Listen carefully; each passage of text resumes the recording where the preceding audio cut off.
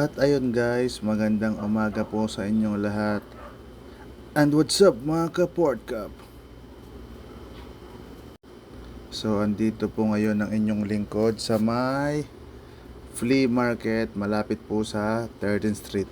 At tayo po ay kasalukuyang nagkakandak ng batas trapiko at clearing operation guys. Kasama po natin dito ang mga matitikas ng PPD South Boys at Lockheed South Harbor at nang may bigla pong napadaan at nagtatanong kung saan daw po pwedeng pumarada ng kotse. At dahil nga po tayo ay nagki-clearing ay pinalipat na lang po natin siya ng pwesto guys. Sabi po ng inyong likod, maghanap na lang po siya ng safe at hindi naka-obstruct sa kalsada.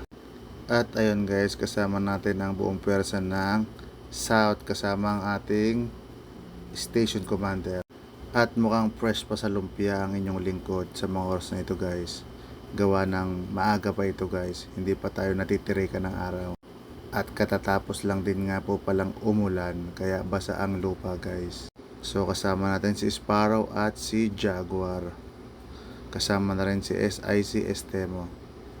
And by the way, shout out nga po pala sa lahat ng Lockheed South Harbor, ang mga matitikas nating security personnel na nagbabantay sa ating AOR 24/7. So ayun, nagche-check sila guys at nagbe-verify ng mga dokumento ng mga tenant kung paso na o hindi pa ang kanilang mga permit dito sa South Harbor. At yan po ay sa pangunguna ng aming pinakamamahal na station commander, Major Servito. At biglang dumating po si Portcap TV. Galing po siya dun sa kabilang kalsada. At ayun guys, ang mga tropa natin ay nagtutulong-tulong upang maikabit ang mga notices sa mga stall owners o yung po mga nagrerenta ng stall dito po sa ating AOR guys. At ayan si Remar Piang guys ang nagkakabit. Ang dati naming SG na ngayon ay COS na namin guys. At ito ay malapit lang po pala sa gate 4 ng ATI Manila. At sa mga hindi pa po nakakapag-follow ng aking FB page, kindly follow Portcap TV and Portcap for my YouTube channel. Maraming salamat po guys.